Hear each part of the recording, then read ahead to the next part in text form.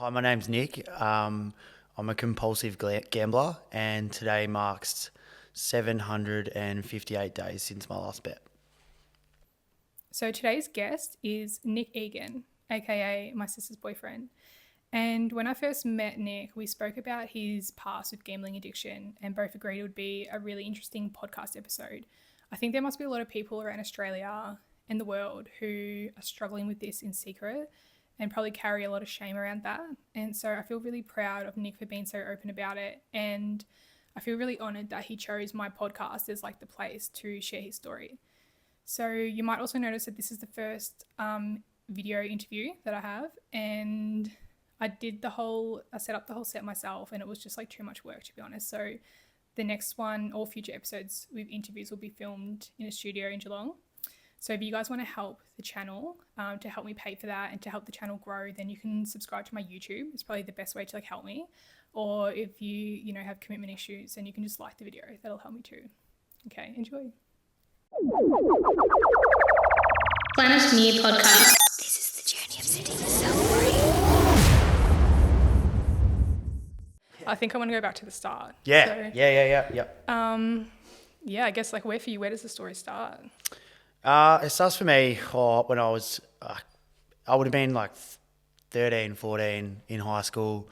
Went to an all-boys school where, gambling was just something we did as kids. Like we would flip coins in the yard to get more money to go buy something at the canteen, or having shots from the goals, having shots on goal and playing footy and things like that, and betting within each other.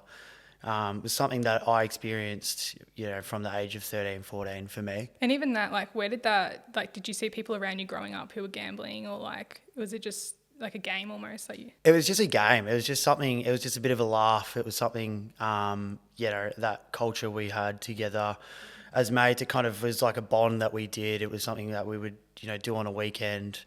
And that's kind of how it all started for me. And then obviously being so into sports, American and Australian rules footy was something that really drew me to, I really loved that as a sport. But I would like to, by the end of it, really loved having a bet on it as well. Okay. And like, what did having a bet on it look like at the start? Yeah, so betting on it at the start was quite funny. Probably throw my brother under the bus here, but used to get him to put bets on for me when he was 18. And how old were you at this stage? I was probably like 15, 16. Yeah. Used to tell Mum we're going down to the supermarket or going to Macca's or something. We'd be down at the lower pub putting a bet on for me to watch the races the next day or to watch the footy that night. But yeah, that's how it started for me, and also something that you used to be able to do. They probably cracked down on a fair bit now, but when I was in high school, online betting was just starting to really, come into play and was starting to become quite accessible for people. And you used to be able to set up accounts and deposit money into them, but you actually could never withdraw. So that's actually something that I used to do when I was 16, 17 and had access to do, but regardless, whatever you won, you could never actually withdraw that money without being 18. So okay, right. So they let you have accounts and bet, but they wouldn't let you. Yeah, happy to take your money, really, but not happy to give it to you. Wow, which so just explains the whole industry, I feel. But like, we'll get back to that. Yeah. So, and then, so when you're at like this age, like, how much were you betting or spending on gambling? I was spending pretty much anything I could get my hands on. So like your canteen lunch money and. Yeah, whether it was like $5, I would like save. I think it was like $2 for a sausage roll back at the school canteen, or a pizza was $3. That was probably right up my alley. I reckon I wasn't going any of the healthy options, and that would probably give me another $2, $3 to hit the yard with and flip. And if I won with that, that would be getting some sort of ice cream or an up and go, I reckon. Yeah. Right, so that's what you spend your weekend on. Yeah, but it's like an incentive, and like looking back on it now, it's like, it's actually such a driving factor of, kind of where my gambling actually has stemmed from, to win, to progress, to get something better, and to have more money to do something else. Yeah. Yeah, and especially at that age, like just an extra $10 can like matter. But I resonate with what you're saying, because I used to save my like lunch money and buy alcohol like, on the weekend, which you'd only need like $6 for a passion pop. So, Yeah, like, well, or goon sack. yeah, like actually I didn't get into goon until I was like 21, but yeah, but anyway, so then like when like even then were you losing more than you were winning at that age, do you reckon? Yeah, I for sure. Like I started my first part-time job at Baker's Delight, and I was just, anytime I like got a little bit of money, the first thing that I would always think of was, how much money do I need to, have a couple of drinks on the weekend with your friends, but also, whatever I didn't have for that, or whatever my lifestyle was like at that time, I was just betting pretty much anything I had at the time. And so I had no value for money pretty much at a very young age. Like Monopoly money almost, like. Pretty much just like fun tokens, comes in one end, out the other, yeah. And like, did any part of you think like, maybe this isn't a good thing if I'm losing more than I'm winning, like, or not really? I never had that mentality. I actually strongly believe my gambling addiction has started since I was that age, and the mindset of having no value for money and not caring if I lose, that was just something that I've always had, and I never cared what I lost, and that progressively has held its way the whole way of my life, really, up until I stopped gambling. But yeah, just not having any sense of what this dollar's worth, and if I don't have that tomorrow, and I actually need that, I've always just got my parents to fall back on. Like that was my mentality, and it's a very selfish way to think, but yeah, it's just kind of how I was. No, I can relate to that as well. Like, and it's good in lots of ways, but then yeah, I can understand it being bad in others as well. But so what was the age where you like, it actually really started becoming like a problem? It started becoming a problem for me when I was, I think I was about 20 to 21. I was working full time. I was always the one out of my friends that I always had a full time job since when I was 19. Started, full time work, 40 hours a week. I was always quite good with my money, and I was always the friend that I had the money. Like I was always giving loans to my friends who were, having betting themselves, but also maybe some friends who were at uni and didn't have, the kind of money I did. I was always that type of person, but it then got to the stage where all my friends started working, and my betting had just increased. And when I was probably about 20, 21, I kind of had a couple of realizations that, yeah, like I'm probably out of control a bit here. But I tried to rein it in a couple of times. I think I used to only bet maybe once or twice a week. It would be on the weekends, Thursday nights preferably. I'd love the Greyhounds. Then I'd bet on the footy on Friday, but I would never be betting in like during the week as much as I was. And I think I hit about 20 to 21. Sorry to kind of do a bit of a loop there, but once I got to that stage, I found that I was betting every day. It was on my lunch break. It was after work, before work, even before footy training, before games, half time at footy games, checking the footy scores or something. And then straight away after the footy game, I would just be seeing the racing results to see if I'd won or not. And that's when I kind of realised that, I think a lot of people around me knew I was betting, but I knew that it had really consumed most of my life at that point. And it was probably my identity for the best part of 5 to 6 years from then. So like when you're at the age of like, say 21 or whatever, where you're betting just twice a week, yep, versus when you're almost every spare hour, how much were you putting in when you were like 21, and how much? Yeah. Well, yeah, when I was like 21, I was probably earning about $1,400 a fortnight, $1,500 a fortnight. I wouldn't have any of that left by then. Whether that would be going out, I think that's the stage of your life where you're hitting the nightclubs, you're partying, you're always out and about. You're not really missing a dogfight at that point. You're always at somewhere. But I was if I wasn't spending my money on that, I was betting every single dollar of that. Like, so I would say I was probably losing at least $1,000 a fortnight.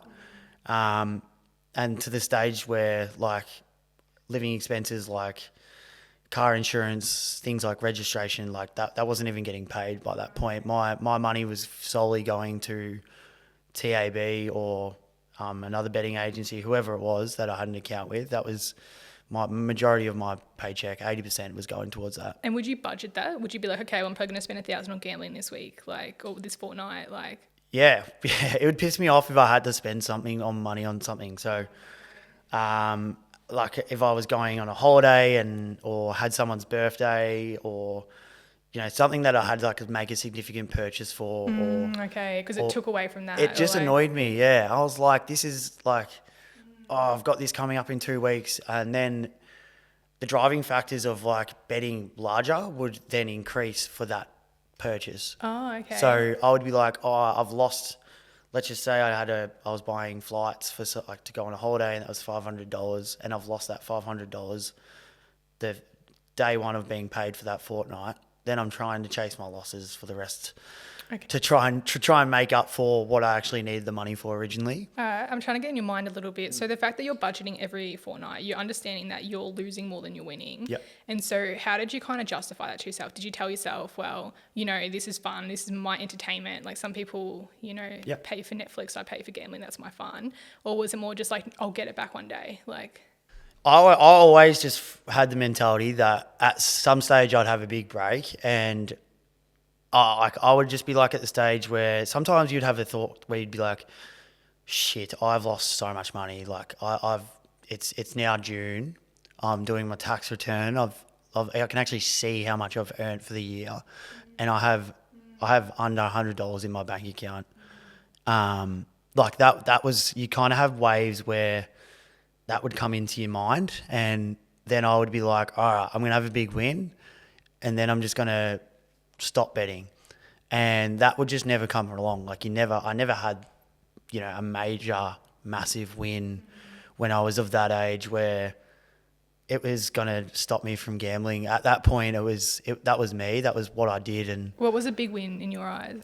At that stage, anything between, if I had won like $1,000, that was probably a big win. But Enough for you to stop, or? Nah. No way. Like, I reckon if I had won like in the tens of thousands back then, I probably would have classified that as I've done a great job. I'm going to stop betting. But if I'm being honest, there's absolutely no way I would have given it up. Like that, winning big is the worst thing that can possibly happen to a gambler. Because then it's more like you were right and you keep going. So they call it for gamblers, like if you get, like in Gamblers Anonymous, they kind of talk about one of the traits is like bailing people out, and something I've discussed with my counsellor before as well. Like bailouts are the worst thing that can happen to someone, and bailouts and winning a big it's kind of the same thing. Like it gives you financial freedom, but realistically the habit's never going to change. As in like no consequences in a way. No, it's just a free hit. And for me, the more I won,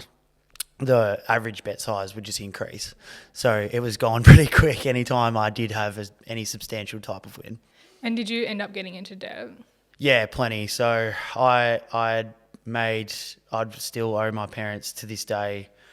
I've paid them back a fair bit in the last 18 months, which was about $35,000, which took every ounce of what I have in me to pay, and was a lot of hard times through that journey of paying them back. But that's very minor of what I'd probably owe them. I think would be upwards of $150,000 to probably $200,000. Wow. And Okay. Yeah. yeah, saying that now, I'm like makes my stomach churn. But at the time, that's nothing. They must be so proud of you that you've gotten out of it now. Yeah. Without them, I'd fucking hate to know where I'd be, or if even I don't think I'd be here. So. And like what did you get to a point where you just like you couldn't see a way out, or was it? Yeah, I never was going to give up, and I was never going to give up gambling. I didn't want to. But what it took to was, I had a partner at the time, and our relationship ended because of that, and because of the person that I'd become, and that was becoming very taxing on her at the time, and we parted ways because of that, and that changed my life. That sent me back home to my mum and dad's house. That just made me, it really broke me at the time emotionally, but it kind of made me think like, okay, like look what just happened then. Look at all the financial debt you're in. You're going to lose, your next thing you're going to lose is your mates. But and then the next thing you're going to lose after that is probably your family.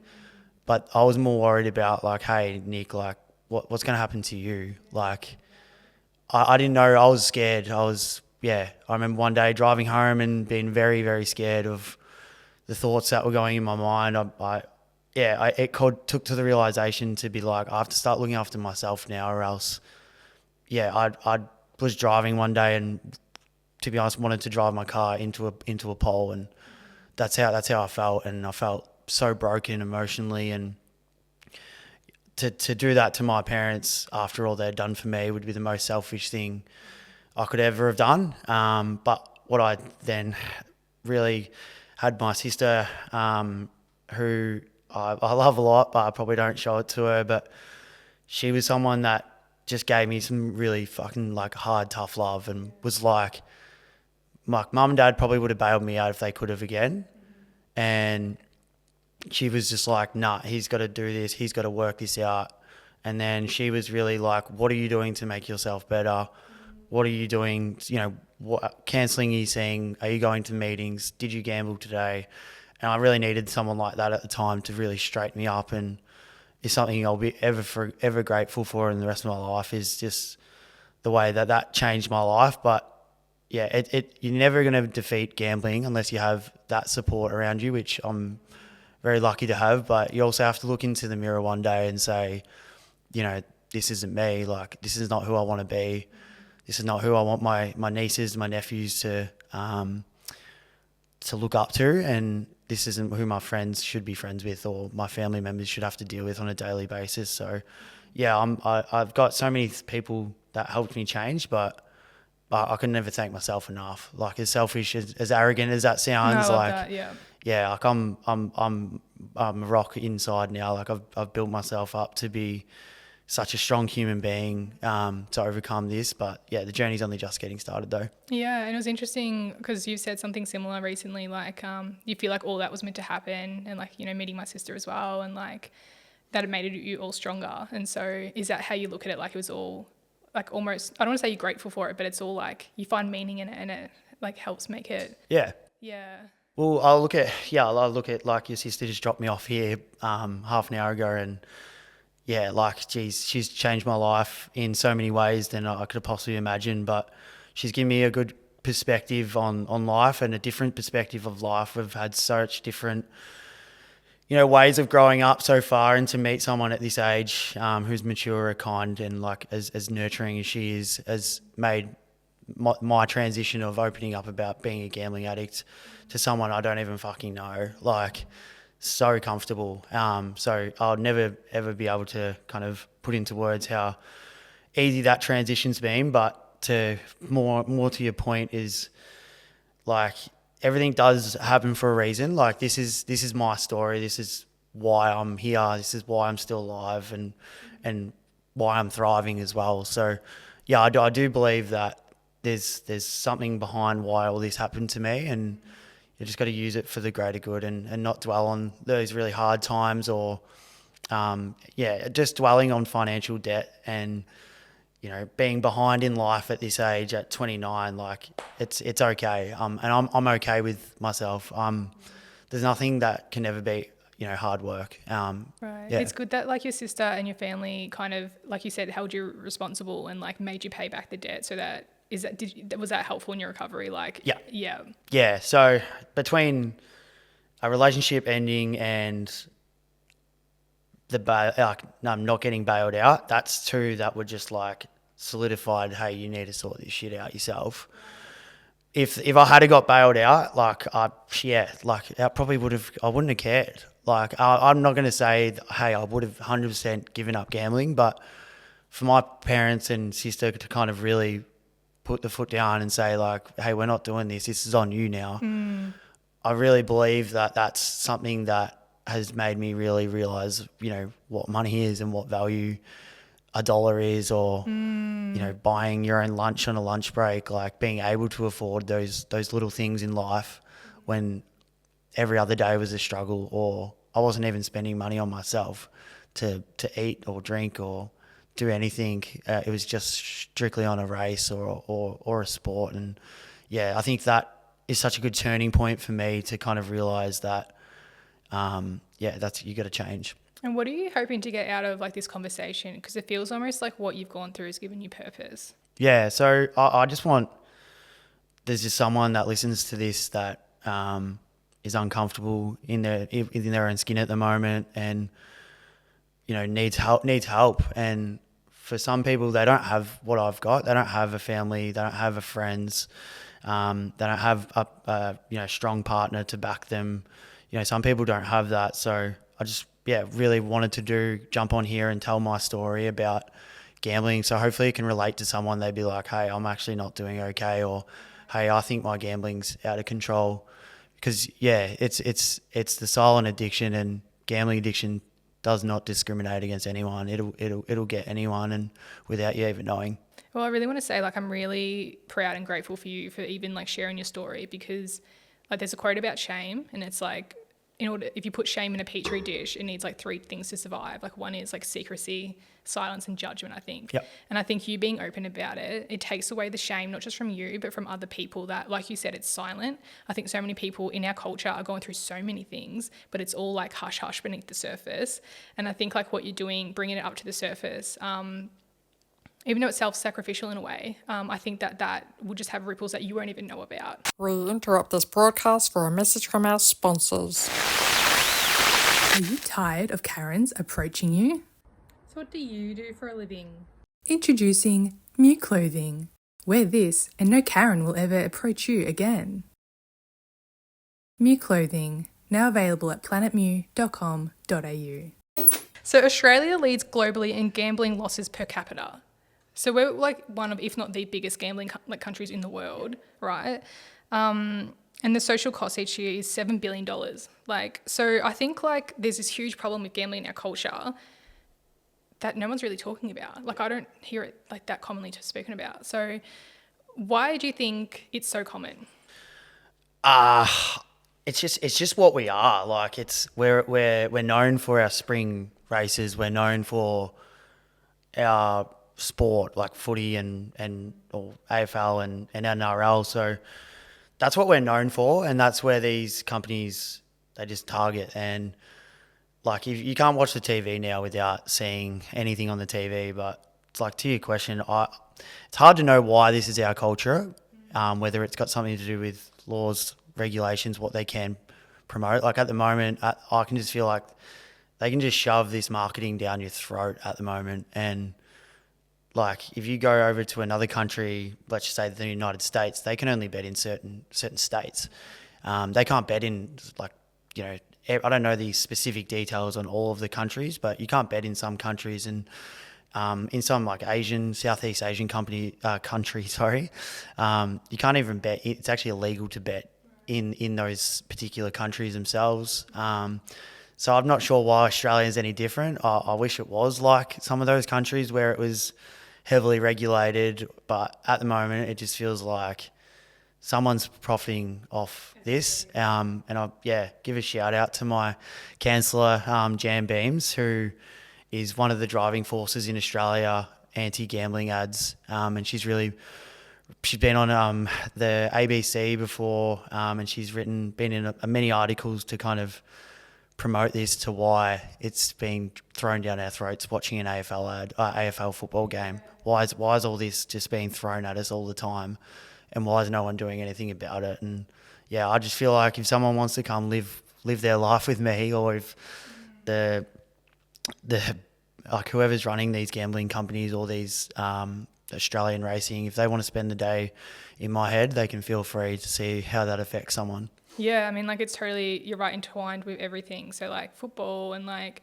you said something about, like, high school. Like, is there a gambling culture at school? I don't know if there's I would say yes. Actually, 100% yes, I would think that at an all-boys school.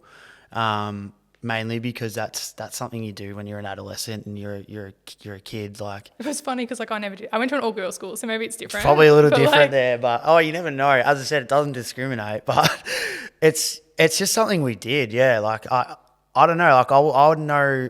I'm not sure about the years above me, but I know the year below me at high school were into the same stuff that we were, like racing, sports betting, multis. Like multis was just the word of everything. Now it's doing the same game multi. Like people like, I go to a footy club, my local footy club, and everyone's talking about their same game multis and all that garbage. Like it's just I'm not sure why, but males in particular, it does, like they do seem to gravitate towards it. Yeah, and I think a lot of it is programming. Like I feel like our culture, like you said, really does like shove it down our throat. And even like looking into the psychology of some of the machines and how they work on you. Like here are some of the ways that they like psychologically get you. So intermittent rewards. So it keeps you engaged because it's like the uncertainty, right? So there's always like, you know, 1 minute you get a reward, 5 minutes later you get another one. That like, when's it going to come? And I kind of get that. Like I've been on the pokies and it doesn't do much for me, but like I feel that. Yep. The losses disguised as wins. That's a big one, right? Like they make it sound like you won money, but you lost, you know, $1. You won 50 cents. Like all the near misses where you're like, oh, I just got out. And also like the lights, sounds, you know, reminiscent of like childhood toys, things like that. So there's some real serious like psychological like warfare going on. Like, and at the end of the day, it's interesting because like they, like the pokies and stuff, they're a business, right? So at the end of the day, they're making more money than you are. Like, you know, so it's like, it's kind of crazy that, you know, and then you think, well, why are they even allowed to do that? And then you think, well, maybe, you know, the government is like taxing them, making money off that. But then when you look at the statistics of it's costing us like, you know, socially like $7 billion like a year, and that's things as in like lost productivity and mental health and things like that.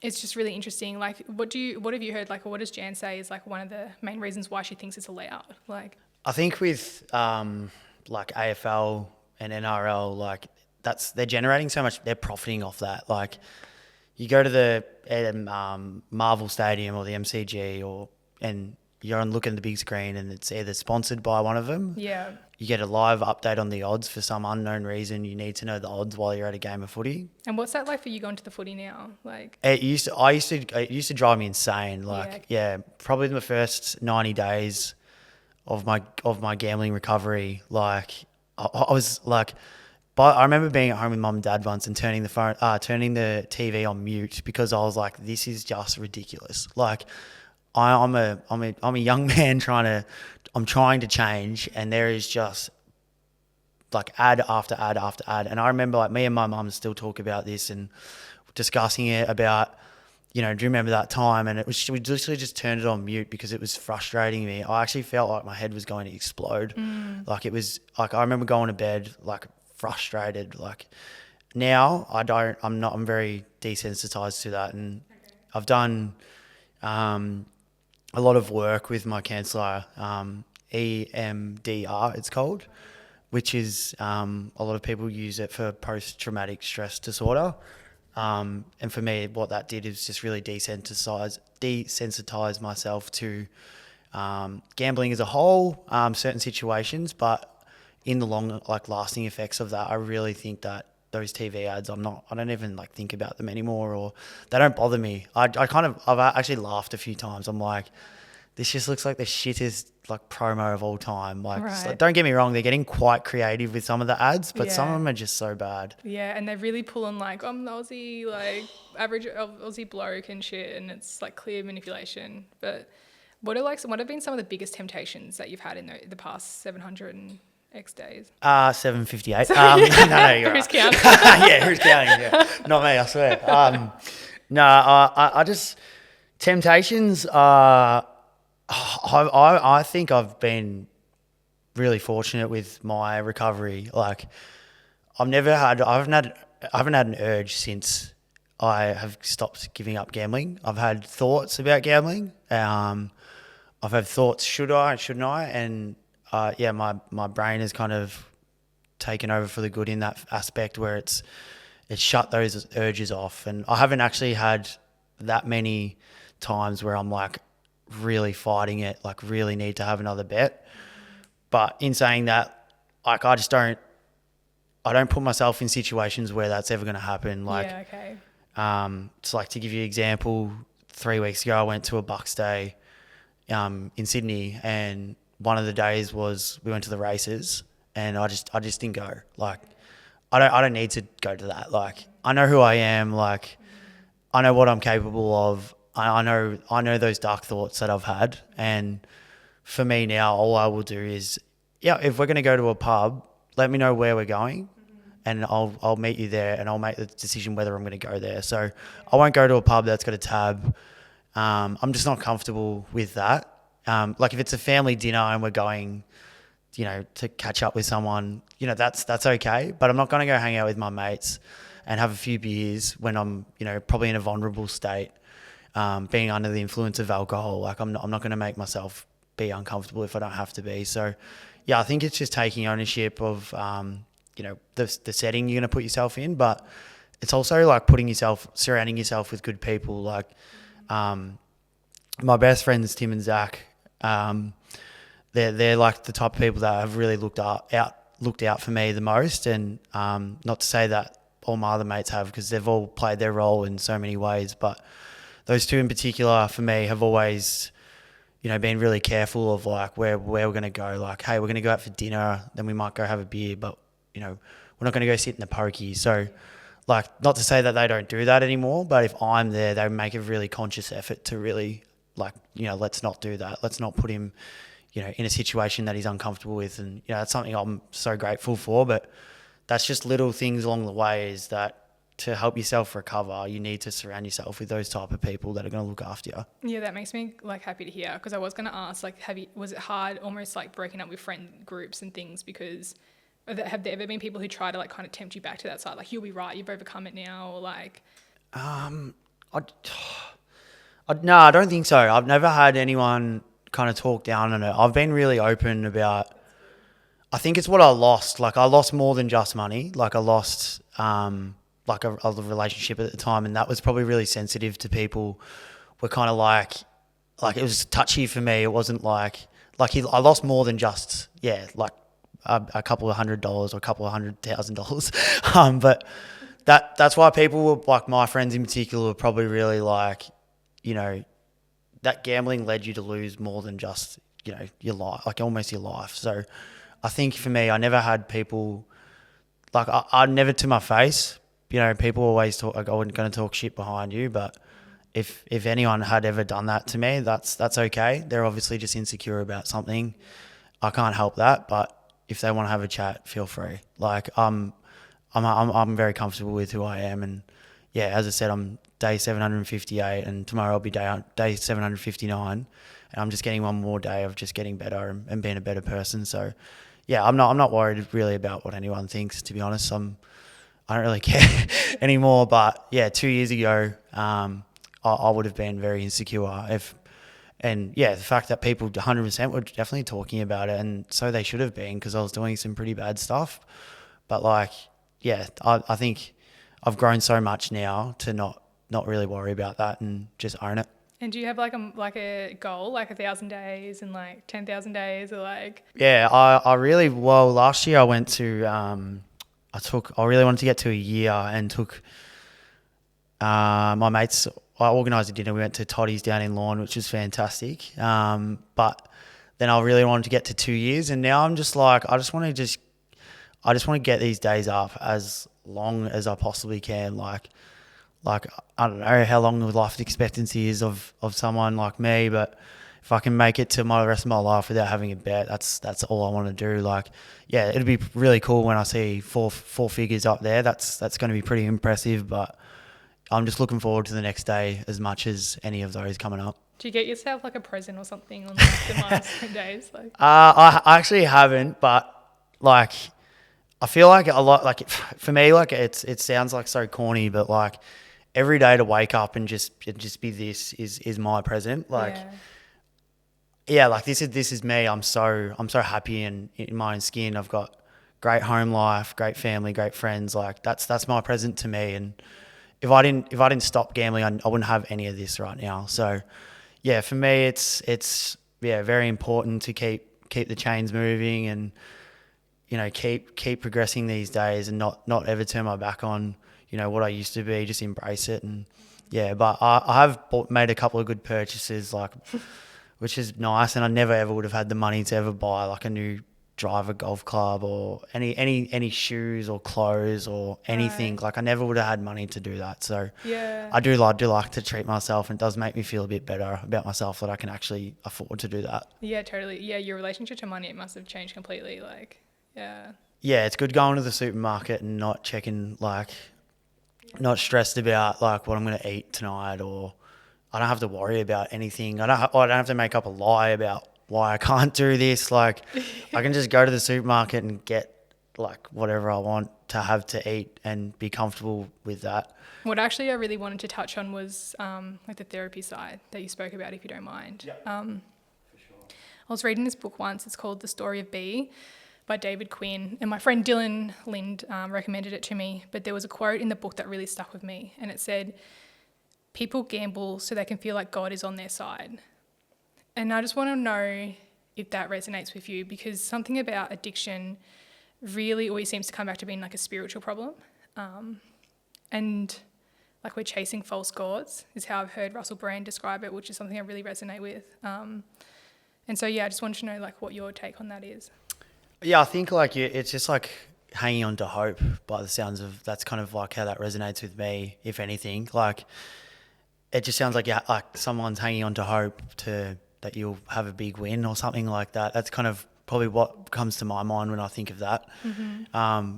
But even in recovery, like a lot of recovery is about reaching a higher power and things like that. So, Oh, okay. What do you mean? so when in Gamblers Anonymous meetings, they always talk about the higher power and finding God and things like that. And Okay, right. I'm not like, I am Catholic, did go to a Catholic school, but I don't really have that strong of beliefs in things like that. But I think like a lot of people are chasing just like a kind of a God to, like a higher power to kind of guide them through. But with that quote, it sounds like someone's trying to get bailed out by God a little bit, or get some good fortune as well. Yeah, I think for me, like anytime I've, bet on the pokies or whatever, there is almost this closeness to the universe, I suppose, where I'm like, oh, come on, universe, like help me out. Like, Yeah. Almost I'll try and do law of attraction with my thoughts. Like if I have the right attitude, like I will attract like the right outcome. Like if I'm in a good mood, I'll get like a better outcome. But I think for me, why this resonated is because like I've had like struggled with like eating disorders pretty bad in my life. But that's actually considered an addiction.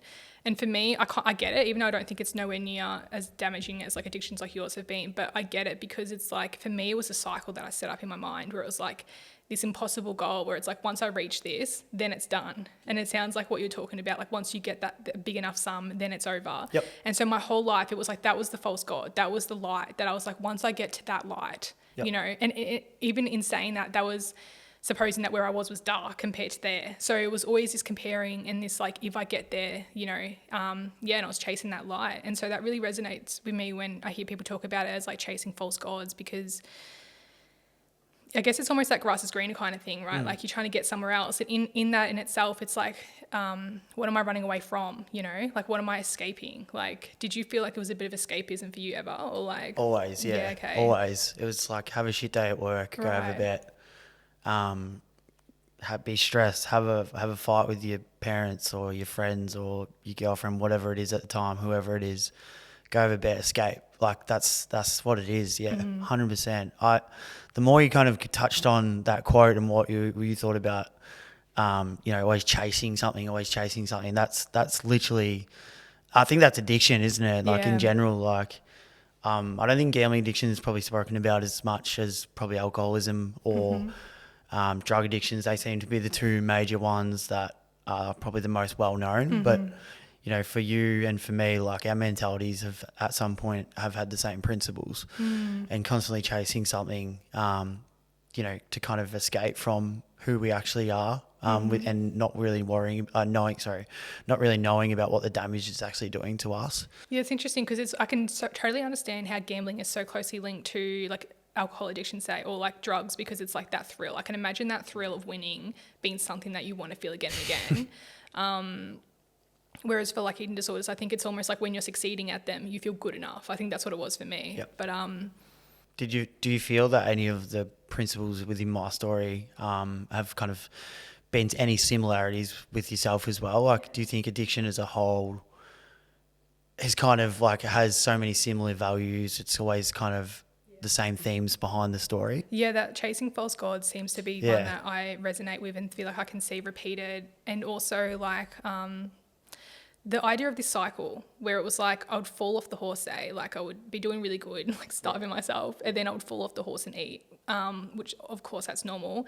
But then it would be like, well, I would just try again. And I was stuck in a cycle. And it was like I've had to leave that entire cycle away. Like it's not like I've learned how to conquer within that circle. It was like I had to step out of it and look at it and be like, that's not real. Like that's, you know, and it's hard to like, it's almost like having an extra dimension of like your way of thought, like your way of being. Like you have to step away from your confinement of your mind and have like, you know, which is such a hard thing to do, you know, especially without psychedelics. Yeah.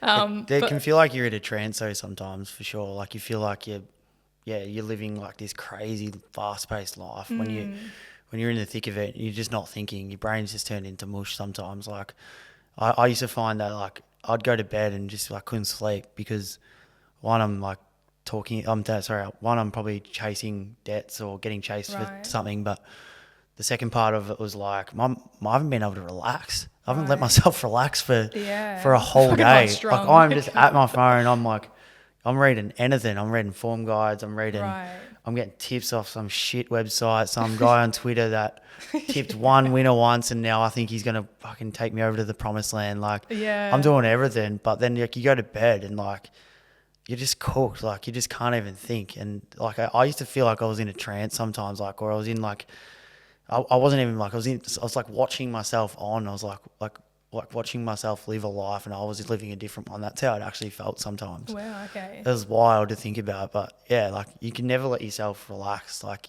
And how do you feel like, so that the like analogy of the cycle, like does that resonate with you? Yeah. How do you feel like you stepped out of it? Like, because for me, I feel like it was finding a why, something to do with why, and analysing it or something helped me. So I'm just wondering what it was for you. yeah, for me it was probably just the factors of loss was probably my why.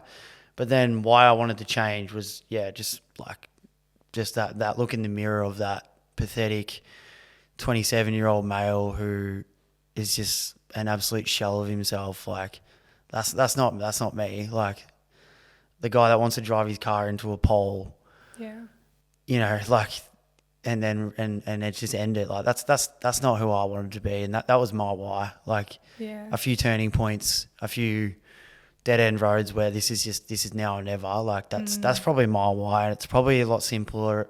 It sounds easy, and like it probably sounds easy for people like listening, but like to get to that point, like I was probably pretty close to being mentally insane. Like I had like my asked to go do like a test with like a psychiatrist and to test if I was like a sociopath or if, you know, because the way I was coming up with lies or continuing to just not gamble and things like that. So like you literally feel like insane at some point. Right. So like to get to that point, it's very uncomfortable, but my why is like using just all of those feelings I had as just fuel to. That was going to be my next question. Like, how did you find the self-belief to get out of there? Because when you're at that place, you're at rock bottom. Yep. And it's like, how the fuck do I get out of here? Like, how did you find the belief in yourself? I think it was just more like I really threw myself into running, to be honest. And that was something that, like, I just used to run until I spewed. Like, like I was just, I was so angry. Like, I had so much anger in my body that I was like, I need to just go and just get this out. And I started running when I first moved back home. And like, I'm still running to this day. Like I'm obsessed with it. But I was running so hard that like I was spewing at some points, just, I was working myself into the ground, but I just threw myself into that. Like that was like a coping mechanism for me at some point. And it sounds weird, but like that's kind of like I got so much self-belief on how far I could push my body. Right, okay. running until I was spewed, and it was just like, it's probably a bit psychotic. How far were you running? I was running probably like anywhere between 8 to 10 Ks, but Yeah. I was running way too quick to what my capabilities were at the time, and was just like making myself sick, and I was pushing, and then I ended up pushing myself so hard that I remember just thinking to myself, like, oh, I'm like, if I can do this to my body, imagine what I can do inside my own head. Like, but I used to do all my thinking out there as well. So when I found like my blood was boiling and my heart rate was at 170, that's when I could think the clearest. Yeah, actually, I always think this about running. It puts you in an altered state of consciousness. It's like a different type of meditation. Like I always find I get ideas and downloads while I'm running. You said that you were like really angry. Yeah. Was that because I know anger is the second stage of grief? Do you think it's something tied to that? Yeah, absolutely, 100%. Like, I was angry about my whole situation, like where I was at in life, why I was there, like everything was just, I was just angry, and I was just, right. Yeah, I'm not a violent person at all. Probably like the furthest thing from that. But I was just like angry at myself, like pissed off, and that was just the only way I could get it out, the only way I knew how.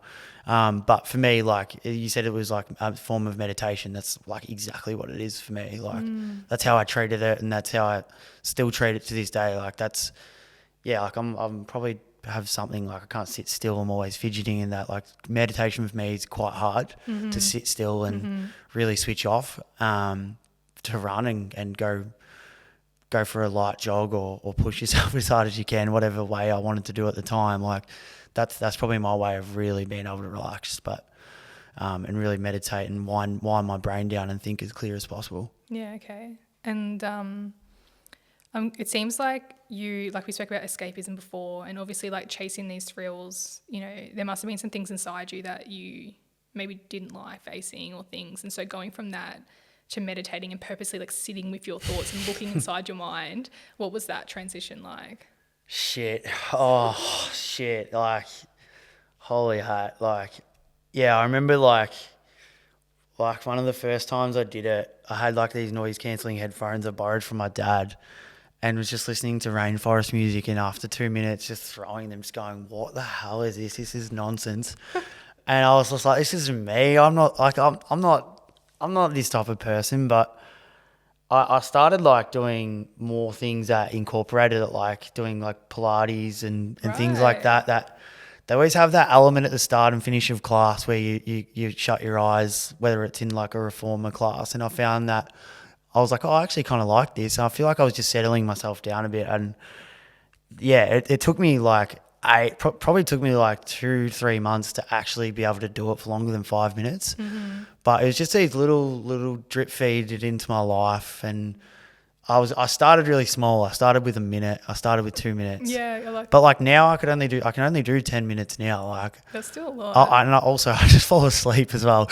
Like I've done like floats before, and I just fall asleep straight away. But like that type of stuff now, like I love. I appreciate that so much about being able to wind down and switch off. But the part of it was just like ridiculous how bad I was at it. Like I was like, something's seriously wrong with me. I can't sit still. Like, but I think I had so much going through my head that like I didn't want to sit with myself either. Yeah. And I didn't want to have to think those thoughts. So I was probably just trying to shove it down the back of my mind a bit and not actually deal with it. So that's probably why I struggled so much at the start. Yeah, no, I resonate with that. Like I definitely had parts of my mind I wasn't allowed to touch, like, or look at. Yeah. And which in itself is crazy, because it's like you're a slave to your own mind. Like you're trapped in, like you're not free, like in your own mind, if there's parts that you can't even look at. And I think it's very difficult the first time you look inside and go, oh fuck, like here's all the shit that I've been avoiding, you know, the shadow work and all that. But it's like good once you, like my philosophy around that is like the more self-love became really important, because I was like, the more I love what I see, like the easier it'll be to come back. So whatever I see, I forgive. It's all good. Like, and then, you know, that becomes my friend, you know? Yeah. So what does like self-love mean to you? Self-love is just, I feel like I'm really good at it now. Jade will definitely not say that when I'm hungover, because I have some negative thoughts at home all the time, or just say some negative things about myself. But yeah, hangovers are the worst for that. I don't drink it all, half because of that. It's no good, yeah. But it's like, for me, like self-love is just like, it's just appreciating like every day for me, like self-love. It's a tough one to really put in. It's a really deep, like, I feel like I feel like it shows. Sorry, I can see it off other people, like how I am perceived to them now, right. and that probably makes me feel the best about myself is seeing or hearing things about how well Nick's doing. I'm not probably one that will go to myself and have so much of that self-love, and like I've probably always really struggled with that, but mine's probably just hearing feedback of other people about how much I've grown and probably just repeating that back to myself as well. It seems like a lot of the part of your journey has been like seeing yourself through the reflections of others, which is interesting because I feel like love is a mirror. I wanted to ask you about the 12-step program. Is that the same that's used in like alcoholism and? Yep. And I believe that's based on the psychology of Carl Jung. What does that look like? The 12 steps, I couldn't tell you straight off the back of my head.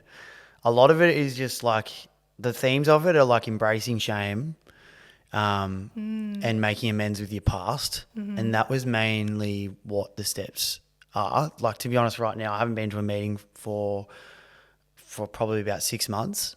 But I haven't been able to probably read off that straight off the back of like right now what those 12 steps are. But it's mainly just dealing with your shame, owning it as an identity and forgiving for your past sins. Okay. So whether it's, someone that you've hurt in the past, like making up with them, but it's also really don't disown this illness, don't disown this disease, however you want to describe it. One of if it's addiction, disease, illness, some people like to call it either of those three. What resonates with you? I like to call it addiction. I feel like it sounds the most savage, but it's also like being an addict of something. Like it takes something in you to get to be that person, but it also takes a very, very strong person to get over an addiction. Yeah. When I feel like those other words, disease and illness, it doesn't resonate with me as strong as that. And I like to wear this as, this is me, and I'm so proud of overcoming an addiction that I like to wear it as like a bit of a badge of honor. And I think the 12 steps kind of, to go back onto that theme, is like their theme, are mainly about, really identifying as this person, not neglecting your past, but knowing how to control it as well to help you in the future. Yeah, I like that. Yeah, like you said, like owning it and wearing like a badge of honor. People like Theo Von. Yeah. Oh, I'm like in love with Theo. Yeah, same. He's so funny. Yeah, but like I feel like him is doing a similar thing, like just normalizing it, and like I look at that and I'm impressed, not like I don't judge it. And I think a lot of people have that mentality. But I wanted to ask, like, if there's someone listening who, I have two main questions for that. Looking back, where was the point where you're like, in hindsight, this is where it crossed over and became a problem? Just so someone listening, if they can go, oh fuck, I don't think I have a problem, but this is this, I actually have this key sign. Yeah. Like, what would you say? I would say like, it's the simplest way possible. Actually, I've actually thought about this myself many times, but it's actually just when your bet size increases. Right. Like if you are betting $5 to $10 and your max bet is maybe $20, I'm not saying you don't have an addiction, but you're probably in control. Unless you're having 150 bets a day of $20, then you've probably got an addiction. But if you're just having a couple of casual bets, 20 to 15 to under that mark, you may have an addiction, but you're in control of the amounts you're spending. For me, it was when I was betting like $200 to $500 to maybe even $1,000 if I had it. Like I was having like big bets, and that's when I found, I was like, what the hell? Like, when did that happen? Like, right. And I think that's, just stems from maybe like getting a bit older, having a bit more income, every week, probably earning more money. That's probably why my bet increased. Mm-hmm. But that's when I knew it was the turning point where I was like, shit, this is like a bit out of control now. I'm betting more than those $10 bets that I was having last year. Mm-hmm. I don't know why the switch is on that. You probably just get a bit more comfortable with, parting ways with that money. But also as time progresses, you've lost more money. So you're having bigger bets to then try and make up for those losses as well. I think that definitely plays into your mindset. Okay. And like, what would you say if someone's listening going like, oh shit, like, or maybe they know they have a problem, but they like just don't feel like they're in control, they don't know what to do. Like, what would you say, what advice would you give them for like first steps of like trying to get on top of it? There's an app that was in that I still use, and I pay $5 a month, I think. It's called Gamban, and that blocks out all ads and I'm not getting paid for sponsorship here, by the way, but unless you want to sponsor me. I actually don't even know. I think they're a UK company, but they are like one of the only companies in Australia, in the world, that is an app, and it blocks all the websites. So I can't access anything from like any crypto news to ASX stock market to sports and horse racing, whatever it may be. I can't access any of that. It'll just block on my phone. So it doesn't allow me to download the app, but if I search on Google, it won't download as well. That's awesome. But also being on Instagram, I'm not getting an notification from Ladbrokes about their bonus bets back. Did they still try to email you or anything like that? Like, yeah, well, yeah, funny you say that. Actually, one of the first of many times of trying to give up gambling, I gave up for 2 days, which was the longest I'd done by 2 days. Never given it up for longer than a day. And I remember that Saturday night. Sorry, not Saturday night. I think it was a Friday night. I had footy the next day and getting a $500 deposit match bonus with Ladbrokes. You're joking. If I deposited that weekend, and this is a man that was trying to, I was trying to give it up, and I obviously took it because I had a gambling problem at the time. Do you think they noticed that there was a break? That yeah, 100%. Like that they're smart. Like they know what they're doing. But yeah, to be sitting on the couch, and I didn't even think. I reckon that money was in the account within the minute. Like because I gave up betting. I reckon they probably knew my like algorithm of my pay cycle as well. Like when was the times where I was depositing the most in.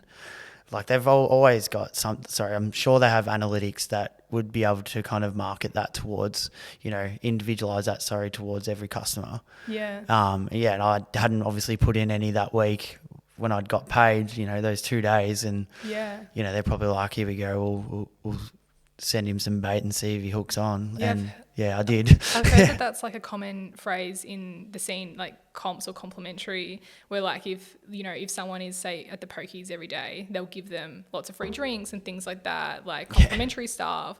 And have there been other instances where these like companies have like given you like complimentary things like a $500 voucher or whatever, like like since you tried to quit or anything? Not since I tried to quit. Nah, I self-excluded myself with all of them.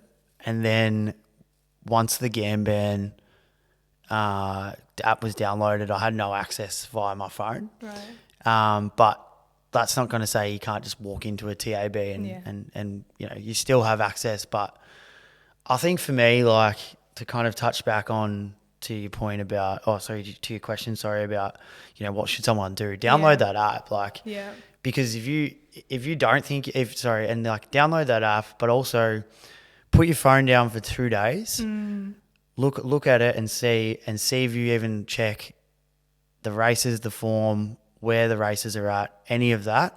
If you can go 2 days without that, then call up and self-exclude and download that Gamban app. But if you can't last those 2 days, you have to look yourself in the mirror and say, I have a gambling addiction, because 2 days is not that long. I've done 758 and I didn't think I could do 2 days. So if I can do it, anyone can do it. Yeah. I'm nothing special in terms of, I don't have any superpowers. This is just me here, and I got over it. If I can do it, I strongly believe that anyone in the world can do it. And would you encourage them to like go to a meeting or something like that? Like, yeah, I would suggest going to speak to a counsellor first, or like a psychologist or a mental health specialist. For me, meetings are great and the community feels awesome, but it's really overwhelming. Especially if it's someone, maybe depending on your age, if you're like, probably in my age demographic, like meetings were quite daunting. I was scared. Like I was, going to like a one-on-one counselling sesh, I was like, all right, I can be more comfortable here, and you probably can let out a bit more of your emotions. But not to say that there's nothing wrong with going to meetings, because that's probably just what worked for me. Like meetings, the community feels were awesome. I probably don't go as much as I probably would like to, but for me, like counselling one-on-one really worked for me. But that's not to say that it's it's not a one size fits all. Like anyone could kind of, anything can work for anyone. Like none of them might work for anyone. You might just be really good at talking to your friends or family or your partner, whatever it is. Just do what works for you. But I feel like therapy seems kind of obvious, though, like getting to the heart of the problem. Yeah. And I have an actually interesting question to ask. Like that voice, like I'm guessing that when you were gambling, were there two parts of you in conflict? Like was there ever a part of you that was like, let's do this, and one part of you like, wait, no, this is a bad idea? Like it's like the angel and the devil on your shoulder. Yeah, did you ever feel like that kind of? Nah, I was strictly devil. I was full. Yeah, I was like, I didn't think of anything else. Like I'll do anything to get money. Like I'll tell you anything. Like I'd lie to anyone on this planet. What would you say? I would just say like something like a common thing was just like can I just borrow X amount of money because I don't have access to my savings account, but it should come in a couple of days, so I'll just transfer you when I get that. And did you pay the people back? Fuck no. Well, not straight away. Not when I said. Yeah. It took ages. And like, who were you saying this to and borrowing from? Friends, family, wow. anyone that I was comfortable enough to even do that with, to people that I probably only knew not that well. Right. Selling items, like anything I had, like would just try and put that on Marketplace. And did you ever sell something you really regret now? Nah, I used to put things up on Marketplace, tell them I was going to post it and take the money first and never post it. Oh, so really? I was a slide. Yeah, I was a genius. Don't worry. But that was like my counsellor said to me, she's like, if you put this much effort into business or your own work, like you'd be really thriving, but you put using all your entrepreneur or all your skill set into bad, like like you can really channel this into something really good. And I was like, is there something that you do want to channel into, or you just don't know what it is yet? Like to be honest, I'd love to do like something like this where I'm promoting gambling addiction for people, like for young men or young females, whoever it may be. That's something I'd love to do in my life. Like I'd love to channel that into helping other people, because as I said before, like some people aren't going to have any help. This listening to someone chat about their life, it may help someone, and that's all I really care about, is just helping at least one person. But at the same time, along the way, it's actually helping me continue to heal and recover as well. Yeah. Okay. So I feel like I'm channeling it. Yeah, I channeled it into my own health and well-being at the moment, but I haven't actually probably used that skills outside of that so far, but step still by got step. time. And I think focusing on your health is a massive, that's a good foundation for sure, and should always be a priority, I think. But is there something like, would you like to do coaching or mentoring or something like that? Yeah, I think it's something I've really had my mind on was like going back to the school that I went to, and kind of, maybe just doing a talk and showing some stats about gambling, see if it resonates with any of the boys there. Because I think when I went to high school, we didn't have anyone tell us that was not an issue. Like, I think the teachers would have to know that that's going on. A lot of the teachers there have probably been to the school themselves at some point, so they do know that it's going on. I'd like to go back there one day and speak about my journey and how it's affected me, and I was just in those seats. Because I know that there'd be at least one person in that room that's either going to have a problem, or they're probably already experiencing something at home or something. There's always someone that would have some sort of resonation with it. Yeah. And it's the same principle as, why I'm, on the podcast today, is I just want to help at least one kid that I can help save. You might save a life, but you also might save them from going mentally insane as well. Like, that's how I've felt. And I'd never wish that upon anyone. Yeah. And so if somebody's listening and they would want to reach out, like your socials would be good, or? Yeah, definitely hit me up on Instagram, Nick Egan. I'll tag you 7. in Yeah, everything. that'd be sweet. Yeah. Might get some new followers. Yeah. But yeah, if anyone needs a chat or, wants to know any more information about me or gambling, I can help point you in the right direction. I'm not going to say I'm going to cure you, Yeah. but what I can do is I can tell you what I did. If anyone wants any more in-depth conversations about, anything, I'm an open book, and I don't care about sharing my story, and I'm here to share it with everyone else to try and help everyone else along the way, but also trying to help people understand me as well. But yeah, if that's not something that you're comfortable doing, Cold Gamblers Help. I'm not sure their exact number, but it's pretty easy to find on Google. They're just a customer service. They're not going to save your life, but it's someone to talk to if you don't have anyone at home or anyone close by to kind of discuss that with. They'll point you in the right direction to your local community centres, a local counsellor. They'll help you do all that. I've been there myself. But if you don't want to do any of that, you just tell the person next to you, tell your best mate, tell your mum, tell your dad, tell your brother, whoever it is, just tell them like, hey, can you manage my money for a week? Because I'm just spending it all on the punt. Own it, be yourself and own it, because if you don't own it yourself, it's going to eat you up and turn you into someone that you don't want to be. What is that feeling like when what's the biggest amount of money you've lost in like one day? I reckon it's probably not as much as you think. Like it's probably not that much of like losing your fortnightly pay or your monthly pay, in one sitting. Like that's definitely been done multiple times. But it's probably like more like I've seen my gambling account have, like $40,000 in there at 2:00 in the afternoon. But then at 2:00 in the morning when I've stopped gambling, I've just been sitting on my phone gambling for 12 hours straight. Like I've seen that be zero, within the same day. Yeah. And what is that low like?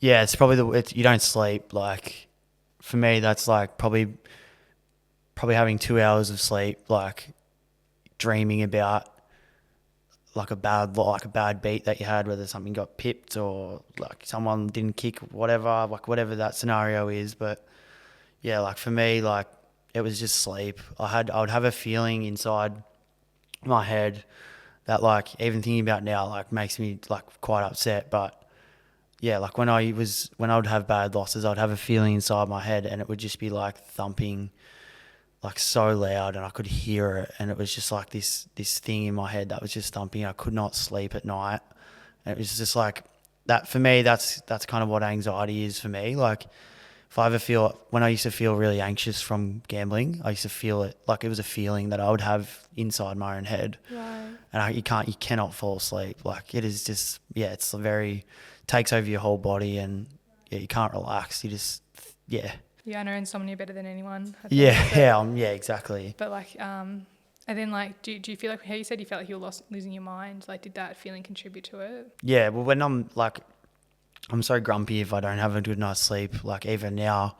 So for me to like, roll into work or the next day, do whatever I was doing was just done at such a poor level or poor state of mind because of the lack of sleep that I got. And sleep for me is still so important about how I can carry on every day and be, a functional human being. Like I need, good sleep. To have that ruined, it's just the lasting effects last, probably like the rest of the week. Yeah. But then once you have that bed again, you're just in the zone. Right. And you just forget all about it. And what were the sports you like betting on the most? Definitely the AFL. Definitely the NBA. And then I started soccer was just frustrating because soccer just pissed me off because it's just slow. But I love soccer now more, but I never betted on it because it was such late at night, and like I wasn't willing to stay up at like 3 a.m. to watch a team I've got $50 on. Yeah, I'm like, but now I'll do that now and not have a bet on it, which is quite, funny. But yeah, for me, like it's just NFL was a little bit, which is American football. Like I was betting on that when I didn't even know like what the rules were. Right. But yeah, definitely AFL is the most accessible, but NBA is on every single day. Right. And each there's 32 teams and they play 82 games in a season. Like it's on every single day. Like I'd do that the whole day at work. I'd be betting on the NBA, checking the scores. Wow. Okay. Yeah. Interesting. Do you still watch the NBA now? Yeah. So still a massive sports nut. Consumes still a lot of my life. But yeah, to me, like that's not something that I'm like fussed about watching that. I never get an urge, but racing is different gravy for me. Like, particularly greyhound racing. Like I was really really into that, but like I couldn't even sit and watch a race. It just makes me feel like very off. Is the only way to kind of describe how I feel. Like I look at it. I'm like, oh, that's just nah. I don't want to look at that. Like it's not something that I'm even remotely interested in looking at anymore. But watching a race, watching people lose, like that's, I just feel sorry for people that they might not know what their problem is, or they might not have any help around them to get them out of that. It just kind of makes me feel a bit sorry for people. What would be like your ideal world, like in terms of gambling, like to see like no gambling ads ever, or like no poker machines anywhere, or? Yeah, I don't mind pubs and pokies, having like being a thing, like having a tab at a pub.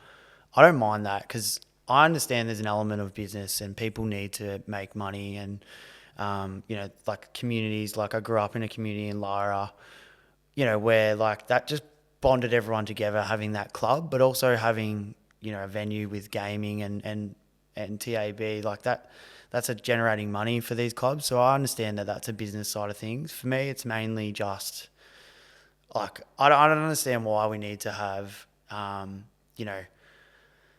like an ex-AFL player doing his same game multi recommendations before Friday night footy. Like, I don't really care like about that. And I don't understand why that needs to be promoted. Yeah. Like, I just think it's ridiculous. I also think it's just outrageous how it's just piled on when there's a big major event on. They know everyone's watching the sport.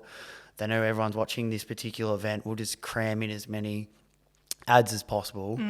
Like I'd like to live in a world where like we don't have people promoting heroin on the TV, do we? Like why not? Like I know it's an illegal drug, but because people can get addicted to stuff like that. Yeah, what's the difference between putting a sports bet ad up? For me, that's the same thing.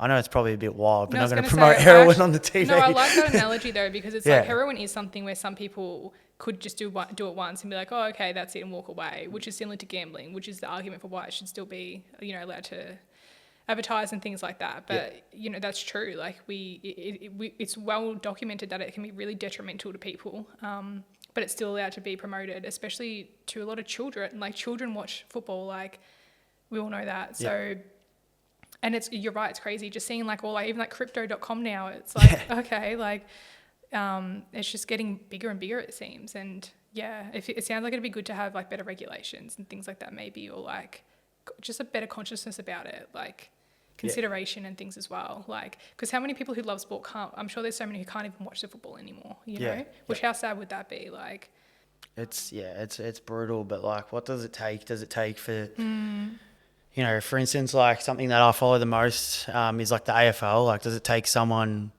like who's running the AFL? Does it take them to have a gambling problem to realise that what it's doing to everyone? Like, they're probably generating so much money from these companies to promote it and to have the ability to have their sport on their, to be able to bet on their sport. There's clearly someone, like, they're all in each other's pockets and making money off that. And the government seems to be in it too, like, which seems obvious. I mean, wow, the government doesn't care about us. What's new? Like, not again. Add it to the list of things, but like it's so true. Like, like even like alcohol and smoking, like smoking doesn't get promoted. Like I think smoking is better for you than having a gambling addiction, but that could be wrong. But they don't promote smoking anymore. They don't promote illicit drugs. They don't promote like pharmaceutical drugs. Which is, thank God for that in Australia. Exactly. Why are they allowed to promote something that people are heavily addicted to, and also billions of dollars is going through every year. And the fact that it's obviously businesses, they're obviously making money, which means it's in their interest, not the public's interest. Like that in itself just says it all. So, okay, well, I think you want to finish with reading something. So, all right. So this is the 26th of November 2023. I just moved back into my parents' house. And I started journaling, was something that my counsellor had always told me to do, and was something that was really important to kind of keep yourself accountable and to kind of reflect on past thoughts and your past mental state, and use that as a way to show your progression. And this is something that, has just ticked over 2 years ago, and something like, makes my kind of stomach churn a bit, or like the feeling that I had at this time. Like, I love reading back on this to look at how far I've come, but it also makes me, kind of make you feel a bit sick about like how I felt at that particular time. So right now I'm in the grip of my gambling addiction. Life feels like it's in an endless spiral. The late nights are blending into early morning, and sleep is a distant memory. My mind is constantly racing with the thoughts of losses, desperate attempts to win back what I've lost, and that crushing guilt that follows after each gamble. I lie awake, replaying every mistake, feeling trapped by an urge I can't control. It's hard to cope with my daily responsibilities. Everything is just feeling way too overwhelming. Even the simple task of just going to work seems impossible. I'm constantly anxious, and I have so much shame. I feel so hopeless right now. I hate the look of myself in the mirror, and each day just feels like I'm losing myself a little bit more. That's it, yeah. That was just, yeah. I remember crying, writing that in my bed, and just feeling like, I wasn't sure if I was going to make it through to like my next birthday, let alone head to work the next day. Like, I just felt like I couldn't do it anymore. That's probably that day there, I reckon, marks the hardest day in history of my life. And it was day one of my addiction. It was the first day. I never want to feel the way that I ever felt that day. do you feel like you somewhere made a conscious decision, like, I'm not going to go, I'm going to stay and I'm going to fight to get better? I reckon writing that down just to be able to read back on it, I reckon that was a sign for me. Why did I write that down? And now I've still got it, and it's so significant to me. It hits me so far into my stomach. Like, I always get something when I read that. I feel something, and like, I feel like that was a sign for me. Whether it was fate or whether it was just my time to just give it up and have a crack. But yeah, it's hard to kind of put into words, but I feel like that happened for a reason that day, and why I felt that such dark feeling and all those feelings within inside myself. I think that all happened for a reason. Yeah. And what do you feel like the reason is?